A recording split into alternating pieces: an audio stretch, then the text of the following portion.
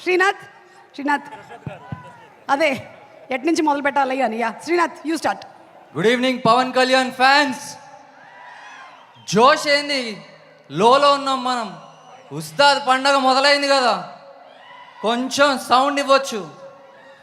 నేను పవన్ కళ్యాణ్ గారు ఫ్యాన్స్ అంటే జూనియర్స్ ఉంటారు, సీనియర్స్ ఉంటారు అన్నట్టుగా అనుకున్నా. ఒకసారి నేను చాముండేశ్వరి టెంపుల్లో ఉన్నప్పుడు హరిశంకర్ గారికి ఫోన్ చేశా. సార్ టెంపుల్లో ఉన్నాను, మీ పేరు గోత్రం చెప్పండి అంటే, ఇచ్చి పడేసే గోత్రం పవన్ కళ్యాణ్ గారు అని అన్నారు. ఆ రోజు అలగలే నాకు.